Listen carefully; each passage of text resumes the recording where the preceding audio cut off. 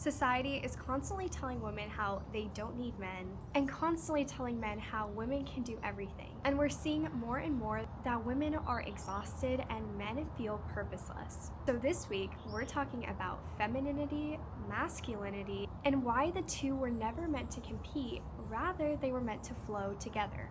So as always, let's start with our quick breathing exercise. Whenever you feel ready, really settle into your space. And we're gonna go ahead and inhale for 4. Hold. And exhale for 4. Last time, ready? Let's inhale for 4. Hold. And exhale for 4. Now that I have brought you back into the present, let's get started with week 6. The real purpose as to why I want to touch on this is because it can actually have a very big impact on our life. Being able to learn how both the feminine and masculine can really work together and create that harmony and flow in our household is so important to ultimately leading a fulfilling life. So let's start with the feminine. A woman ultimately creates harmony and peace wherever she goes. So a quote that I feel like is truly so powerful to speaking to what a woman can work towards in her lifetime is this: the ability to remain soft in such a harsh world is one of the most beautiful strengths a woman can carry.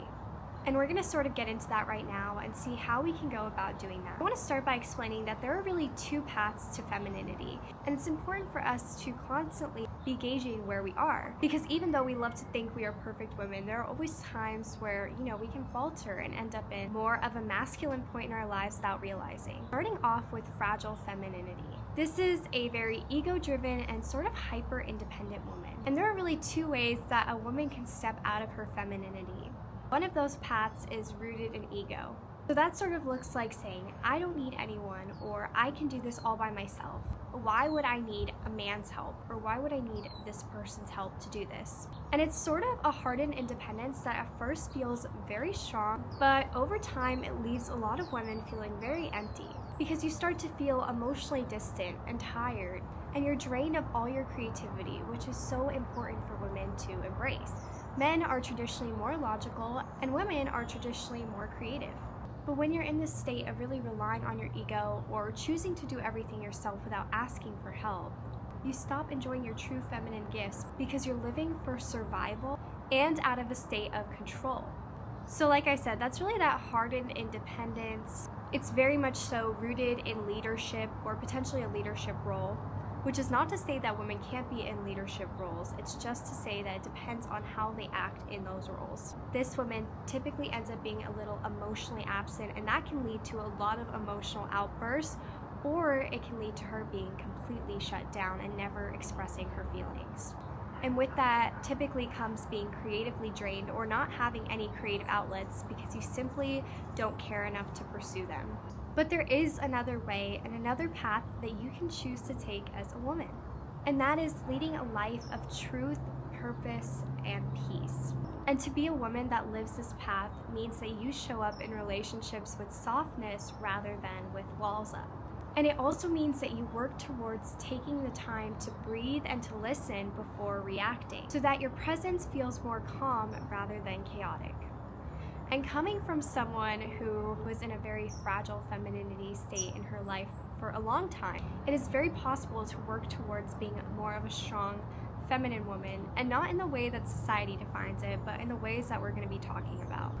When you choose this path, it's knowing that you don't have to carry everything on your own shoulders. You can start to ask for help. You really flourish when you allow safe partnership into your life. And when you trust a masculine to step into his role, well, you bring your gifts of intuition and discernment and that sort of nurturing care to the table. Trust is really one of the biggest skills for us women to lean into in our lifetime. Now, the next thing I want to talk about is true femininity and what it looks like in action. So, true femininity ultimately leads through love. You create the love by how you set the tone in your home. So, it's really in the small things. like making the table a place where people feel welcome, and keeping your spaces peaceful instead of cluttered with chaos. Because a feminine woman knows that a calm and organized space is really a calm and an organized mind. And that also means that you choose kindness in conversation, so people feel called to connect with you and open up to you. With that also means that you are calm and centered. So like we just talked about, instead of snapping back when someone frustrates you, you pause and you really lead with that love. And you work towards being the one to cool down that fire instead of fueling it.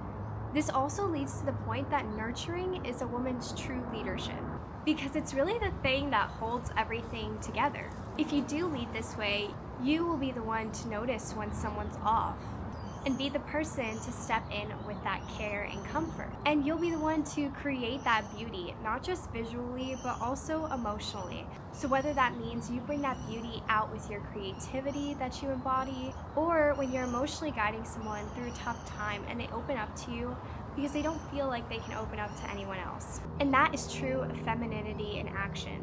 You bring that care and that warmth into the world, and everything you do is in order to complement the masculine, so that both roles are stable and not trying to compete with each other. We have this traditional view that men should sacrifice everything for us, but with that being said, women should also be okay with sort of being the one to sacrifice sometimes their own personal goals for their family or for their husband. We need to be equally open to really sacrificing to really help keep that balance. I think that's what a lot of women forget, because they think that their husband should sacrifice his dreams and his goals to really provide for the family, but they don't realize that sometimes they have to sacrifice their own as well for the betterment of their household. Now let's talk about how the feminine is life-giving by nature. Even if this is something we want to debate as a society, at the end of the day, to be feminine is to be life-giving. It's written into who we are. Physically, yes, with the ability to carry life, but also emotionally and relationally. We were made to create and to nurture and to breathe life into the spaces and the people around us. So even if that means for some unfortunate reason we can't have our own children, being able to bring life and give life to the things around us is really what helps us to feel purposeful. So practically, this looks like speaking encouragement even when others want us to criticize. So when your spouse or your significant other feels the weight of the world on them, you are the one to remind them of their strengths instead of pointing out their failures. And of course, you create growth in the way that you intentionally listen to others. Because when people feel heard by you, like we said earlier, they will open up to you and begin to grow. And that means hospitality is a big part of this. Always being the person to welcome others in and create a space where they can sit at your table. And that means you use your words to strengthen and not to tear down. And what I mean by that is words carry a lot of weight. You don't have to be loud or aggressive to be powerful or get a point across. Power is really in choosing to use your voice to strengthen and to build and to heal others. Because every word you speak is either watering someone or withering them. And this is something I've talked about before, but life-giving women always choose to water those around them with their words. And this doesn't just stay inside your home. It also pours out into your friendships and your community, and you really start to carry life with you wherever you go. And people will feel changed by simply being around you. Now, how do you live as a woman of strength and grace?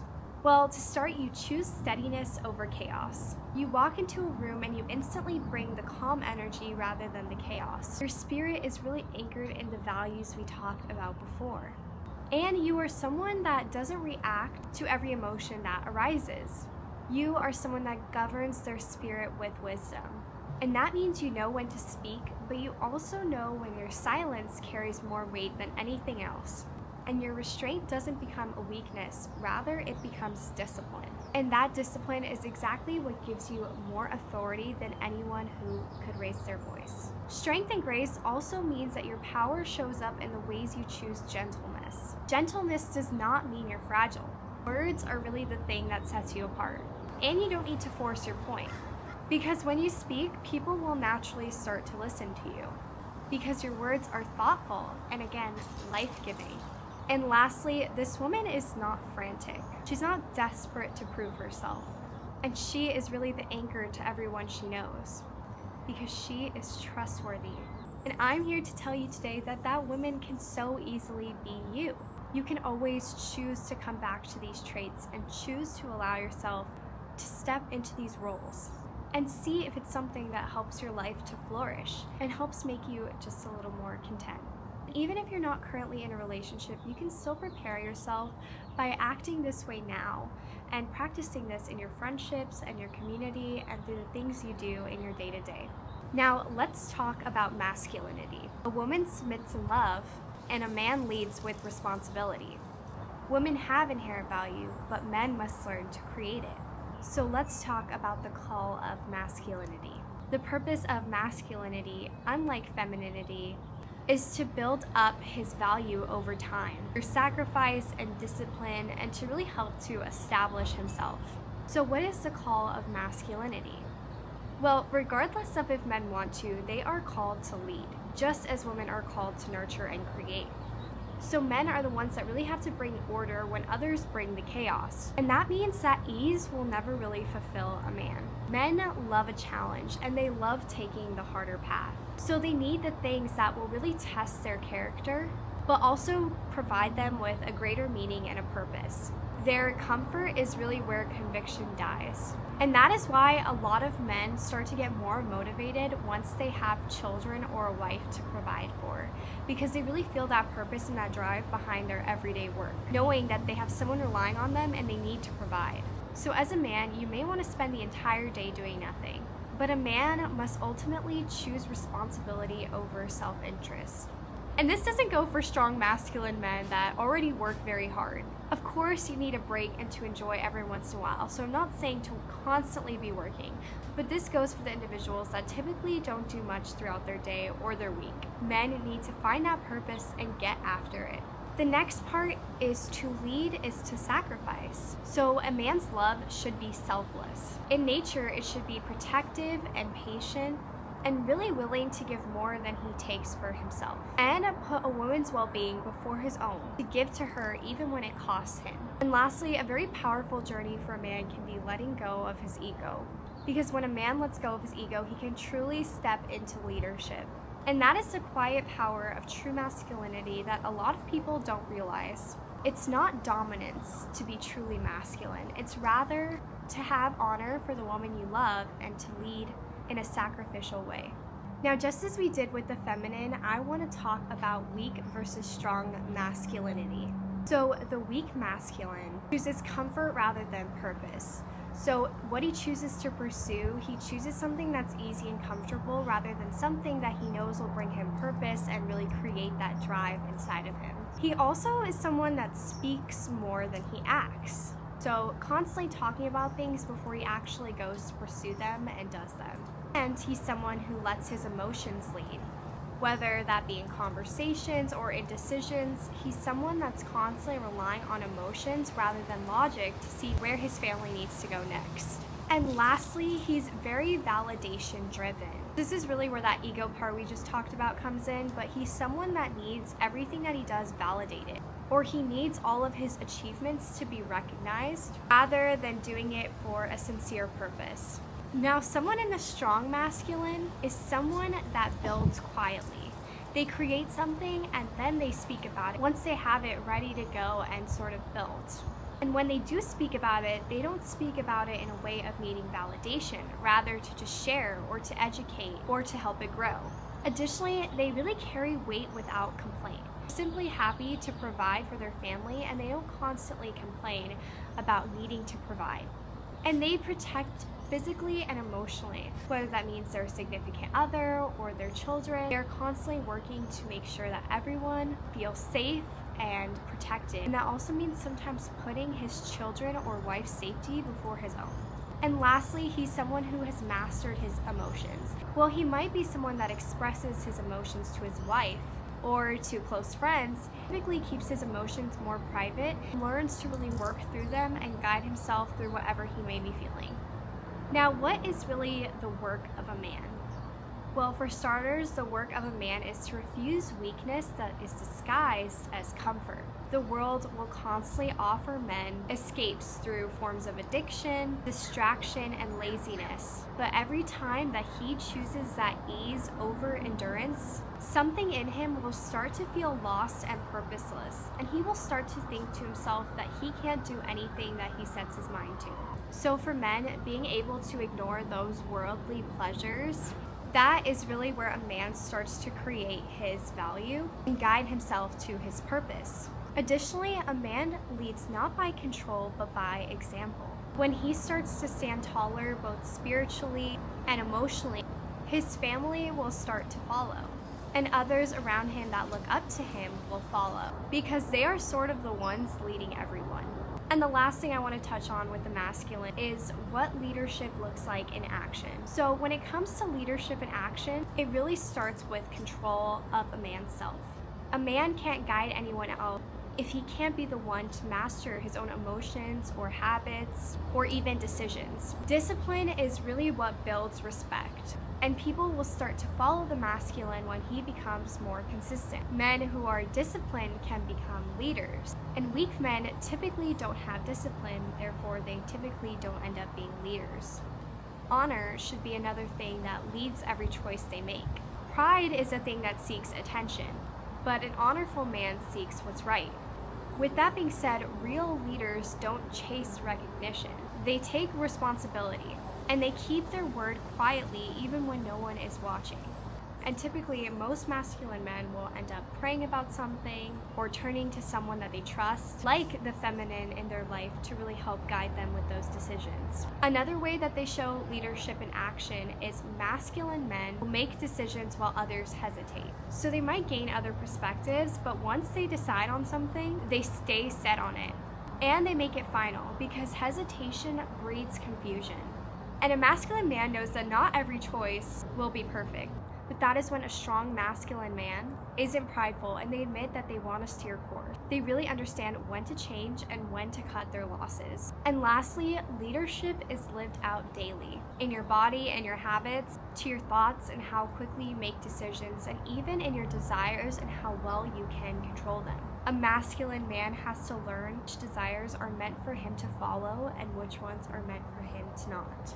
For our closing this week, let's talk about how the masculine and feminine can coexist and flourish together. So my boyfriend drew this really cute little picture of a man starting at the bottom of the mountain and the woman already being in the middle of the mountain. Once a man reaches the middle, both of them finally flourish and make it to the top.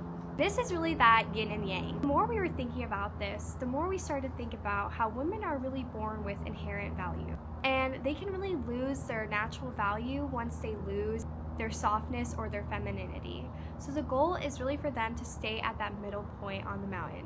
Whereas men work their whole lives to really build that inherent value through their career or even their status. So throughout their lives, they have to constantly work to make themselves inherently valuable to get to the middle of that mountain and meet the woman where she is. So the nature of a man's path to really fulfilling his destiny is really completely characterized through sacrifice and delaying that gratification, and really putting the needs of his future family over the needs of himself. Men really have the weight of the world on their shoulders. But that isn't a bad thing. It's actually what helps to keep them motivated and help society continue to flourish and create. So a happy household is really built through the foundation of a woman being that life-giving nature and really creating the home. But yet none of that is possible without the man's sacrifice and the way he chooses to lead. And this is what leads to our mountain analogy. A woman is already up on the mountain, just trying not to fall back by losing her femininity. And the man is trying to meet her at the middle of the mountain. AKA, the woman is trying not to lose her inherent value while the man is trying to gain his. And if both parties can manage to do that and meet in the middle, they can ultimately summit to the top together. And that leads us to our final quotes for today. And I thought it would only be fair to have one for the feminine and one for the masculine. So for the feminine, our closing quote is, "More than she was known for her accomplishments, she was known for the way she loved." And for the masculine, the quote is, "A man without a vision for his future always returns to his past." And I'll see you next week for week 7. How success and perfection are often someone else's definitions. Because let's be honest, a lot of the pressure that we feel in our life is probably from outside people telling us that we should be achieving something or that our life should look a certain way.